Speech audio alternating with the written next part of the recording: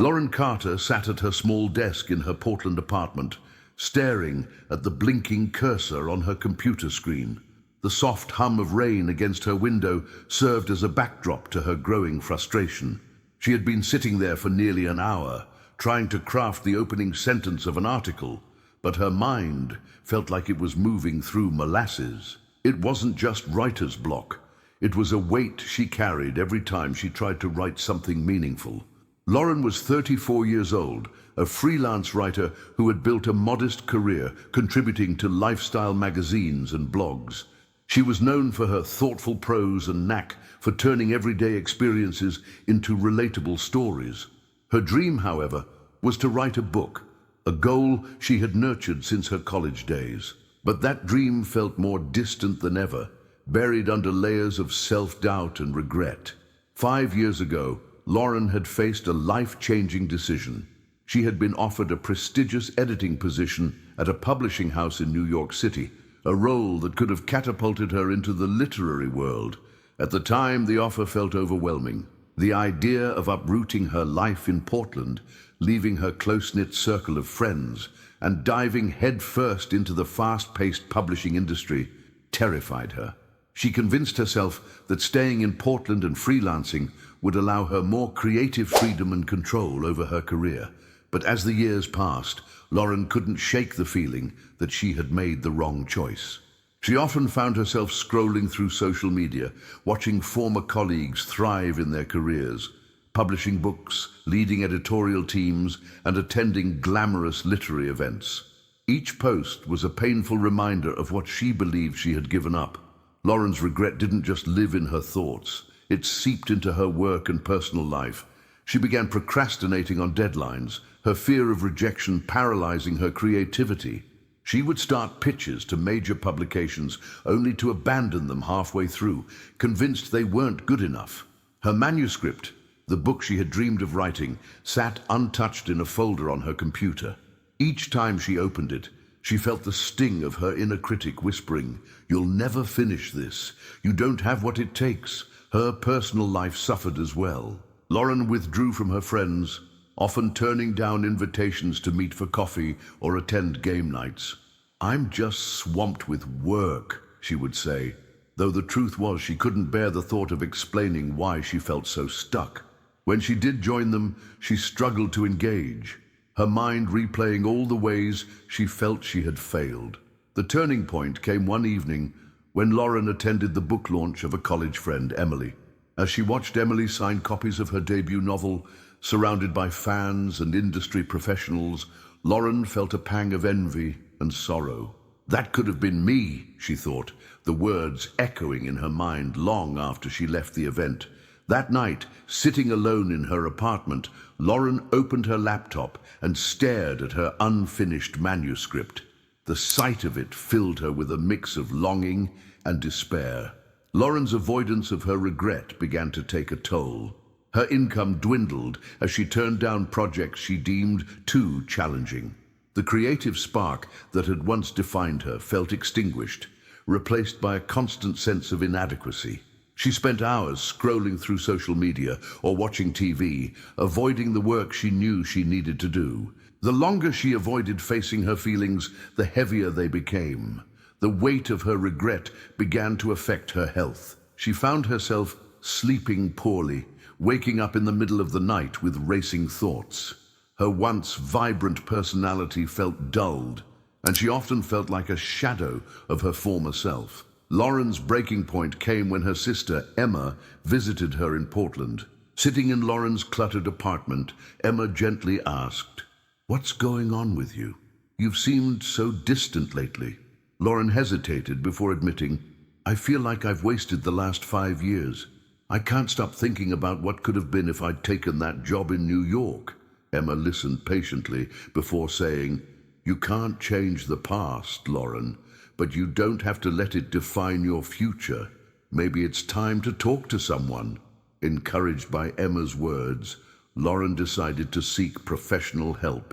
She reached out to Dr. Vincent Vale, a therapist known for helping clients navigate feelings of regret and rediscover their sense of purpose. The idea of therapy made Lauren nervous. She worried it might mean admitting failure, but deep down, she knew she couldn't move forward on her own. Walking into Dr. Vale's office for the first time, Lauren felt a mix of apprehension and cautious hope. The room was warm and inviting, with soft lighting and shelves filled with books. As Dr. Vale greeted her with a kind smile and invited her to sit, Lauren felt the faintest flicker of something she hadn't felt in a long time: the possibility of change. Lauren sat across from Dr. Vincent Vale in his softly lit office, her hands nervously twisting a tissue. She had rehearsed what she wanted to say on the drive over, but now felt her words escape her. Dr. Vale's calm demeanor helped ease some of her apprehension. He leaned forward slightly, signaling his attentiveness. "Take your time," he said gently. "There's no rush." Lauren took a deep breath. "I feel like I've been stuck in the same place for years," she began. "It's like I can't move forward. Every time I try to work on my book or pitch a big project, I just freeze. And it all comes back to this decision I made 5 years ago. I turned down a job in New York, and I can't stop wondering if my life would be better if I had taken it." Dr. Vale nodded thoughtfully. "Regret has a way of keeping us tethered to the past," he said. "It sounds like you're carrying a lot of weight from that decision. Let's explore what's behind it and see how we can help you move forward." Over the next few sessions, Lauren and Dr. Vale worked to unpack the emotions tied to her regret. Through gentle questioning, Dr. Vale helped Lauren articulate the deeper fears and beliefs that had kept her stuck. She realized that her regret wasn't just about the job she didn't take.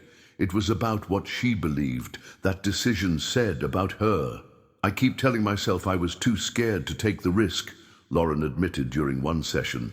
"That I wasn't brave enough. And if I couldn't take that chance, how can I expect to achieve anything big now?"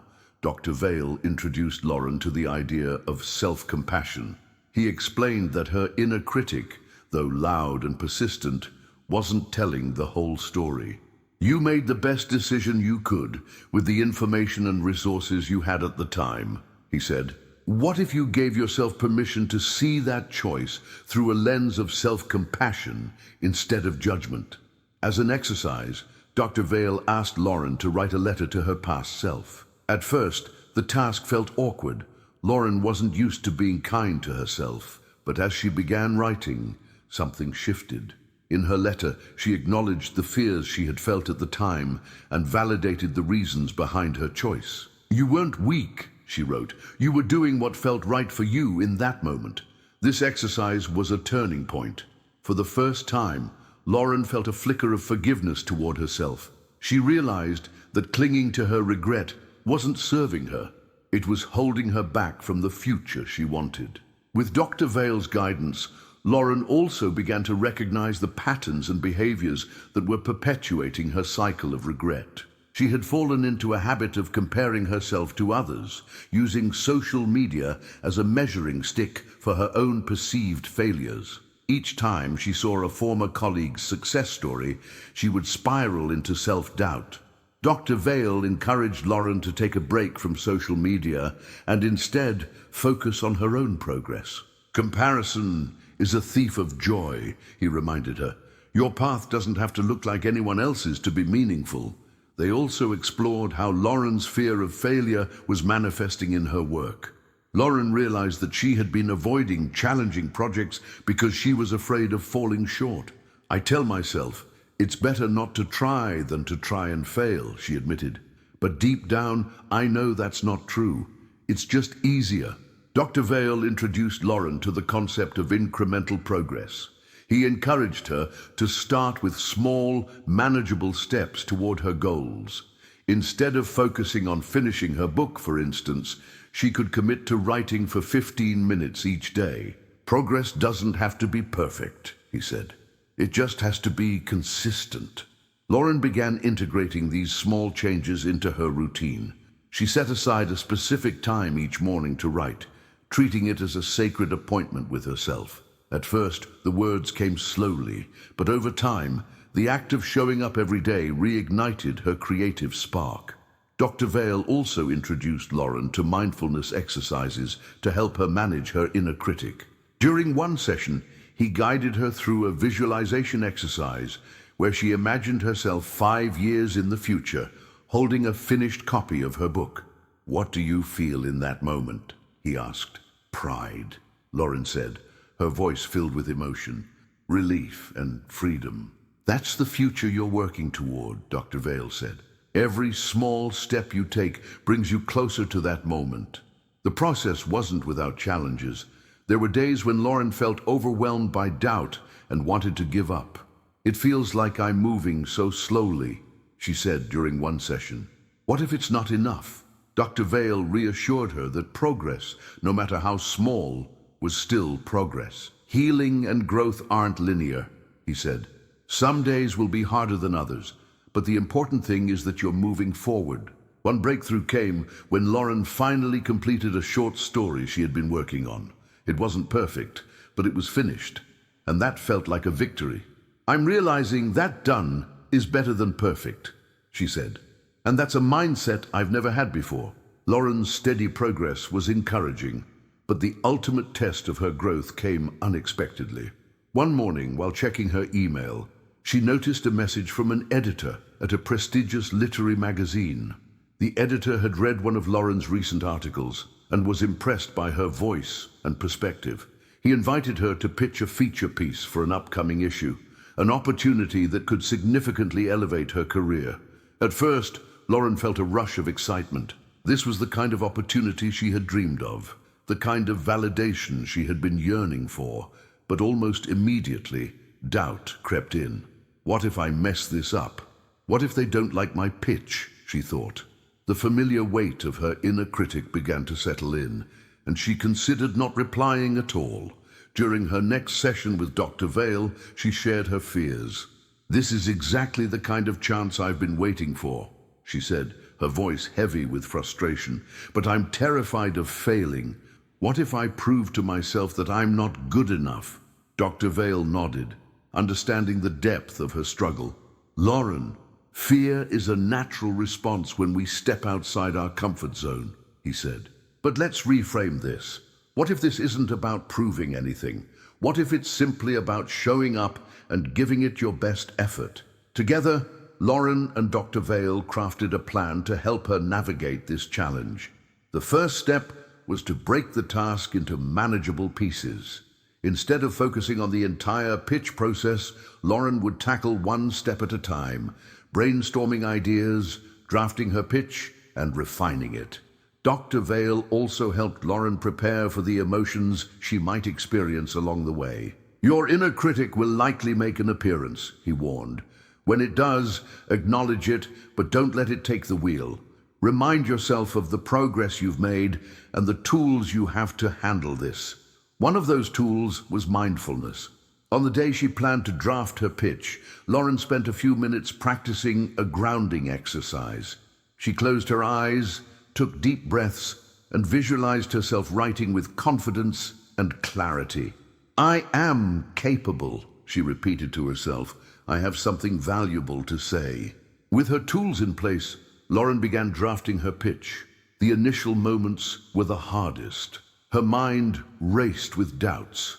What if this idea isn't good enough? What if the editor rejects me outright? But instead of succumbing to these fears, Lauren used the techniques she had learned with Dr. Vale. She reminded herself that the goal wasn't perfection, it was progress. As she wrote, the words began to flow. Lauren focused on her strengths, her unique perspective, her ability to connect with readers, and her passion for storytelling. She crafted a pitch that was authentic and compelling, one that reflected her voice and vision. When she finished, she felt a mix of relief and pride. "It's not perfect," she thought, "but it's me." Submitting the pitch was another hurdle. Her finger hovered over the send button for what felt like an eternity. Her heart raced, and the familiar voice of doubt whispered, "What if this ruins everything?" But then she heard Dr. Vale's words in her mind. Courage is moving forward despite fear. With a deep breath, she clicked send. The next few days were filled with anticipation and nervous energy. Lauren oscillated between hope and dread, but she resisted the urge to catastrophize. She kept herself grounded by sticking to her routine, continuing her daily writing practice, and reminding herself that no matter the outcome, she had taken an important step forward. When the editor's response finally arrived, Lauren hesitated before opening it. Her hands trembled slightly as she clicked the email. The first line read, "Thank you for your pitch. I loved your idea and would be thrilled to include it in our upcoming issue." Tears welled in Lauren's eyes as she reread the words. For so long, she had doubted her abilities, let regret paralyze her, and avoided opportunities out of fear. But this moment was proof that she could overcome those doubts. She had faced her fears, taken the leap, and succeeded. In her next session with Dr. Vale, Lauren shared the news, her face alight with pride and relief. "I can't believe it," she said. "For the first time in years, I feel like I'm moving forward." Dr. Vale smiled. "Lauren, this isn't just about the pitch. It's about everything you've done to get to this point. The small steps, the mindset shifts, the courage to try even when it was hard. This moment didn't happen by chance. You earned it." Lauren nodded, recognizing the truth in his words. "I think I'm finally starting to believe in myself again," she said. "And that feels freeing." The success of the pitch marked a turning point for Lauren, not just professionally, but personally. It reminded her of her resilience, her creativity, and her ability to overcome fear. She continued to approach her work with the same mindset, embracing challenges as opportunities for growth. This milestone also reignited her commitment to her book. Lauren began dedicating time each week to her manuscript, not with the pressure of perfection, but with the joy of progress. She realized that regret no longer had to define her. It could be a stepping stone to something greater. The success of Lauren's pitch marked the beginning of a profound shift in her life. While the acceptance from the literary magazine validated her talents, the real transformation came from within. For the first time in years, Lauren felt like she had agency over her future. The weight of her regret no longer anchored her to the past. Instead, it became a quiet reminder of how far she had come. Lauren began approaching her work with a newfound sense of confidence. She stopped agonizing over every sentence and started focusing on the joy of creating. The act of writing felt liberating rather than burdensome, and she found herself looking forward to her daily writing sessions. Her manuscript, once a source of shame and avoidance, became a space where she explored her ideas freely. Though she wasn't rushing to finish, each page she completed brought her closer to her long-held dream. Her personal life also blossomed. Lauren reconnected with friends she had distanced herself from during her years of self-doubt. At a gathering with her closest group of friends, she shared the news about her pitch. "I finally feel like I'm moving in the right direction," she admitted. Her friends cheered her on, their support filling her with gratitude. Lauren also began to take small risks outside of work. She started hiking again, something she had avoided for years due to her fear of taking time away from her to-do list. Standing at the top of her favorite trail one sunny afternoon, she felt a sense of clarity and peace she hadn't experienced in years. "This is what moving forward feels like," she thought. In her final session with Dr. Vale, Lauren reflected on her journey. "I can't believe how much has changed in such a short time," she said. "It's not just the pitch or my writing, it's the way I see myself. I feel like I'm finally letting go of all that regret." Dr. Vale smiled, his pride in Lauren's progress evident. "You've done an incredible amount of work, Lauren. You've faced your fears, challenged your inner critic, and gave yourself permission to grow. That's no small feat." They spent the session discussing how Lauren could maintain her momentum. Dr. Vale encouraged her to continue her mindfulness practices, lean on her support network, and revisit the tools she had developed whenever doubt crept back in. "Growth is an ongoing process," he reminded her. "There will be new challenges, but you've proven that you have the strength and resilience to face them." Reflecting on Lauren's journey, Dr. Vale shared a powerful insight with his audience. "Regret has a way of casting a shadow over our present, making us believe that the best moments of our lives are behind us. But regret doesn't have to hold us back. It can be a powerful teacher if we're willing to confront it with compassion and curiosity. Lauren's story is a testament to the fact that no matter how stuck we feel, it's never too late to take the first step forward. Dr. Vale emphasized the importance of redefining success. Success isn't about getting everything right the first time. It's about showing up, learning from our experiences, and choosing to keep moving forward, even when it's hard. He also encouraged viewers to think about their own lives. What's one regret that's been holding you back? What would it look like to turn that regret into a stepping stone instead of a roadblock? Turning to the audience, Dr. Vale posed a question. What's one step you can take today to rewrite your story? It doesn't have to be big.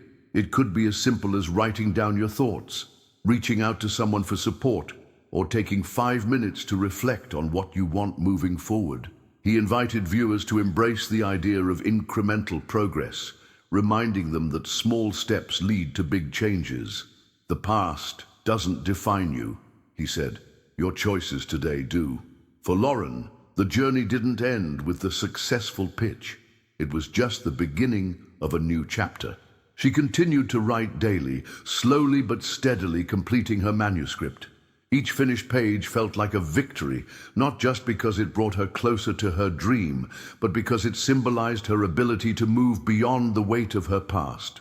She also set new goals, both personally and professionally.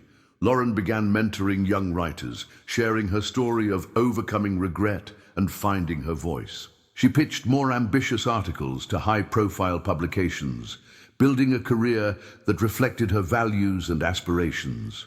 Most importantly, Lauren learned to celebrate her progress. She stopped comparing herself to others and instead focused on her unique path. On the day she finished the first draft of her manuscript, she treated herself to her favorite dessert at a local cafe. Sitting there with her notebook in hand, she felt a deep sense of pride and fulfillment. I'm exactly where I'm supposed to be, she thought. Lauren's story is a reminder that regret doesn't have to be a dead end. It can be a powerful catalyst for change if we're willing to confront it, learn from it, and take steps to move forward. By facing her fears, embracing her creativity, and showing herself compassion, Lauren transformed her life, and her story is one we can all learn from.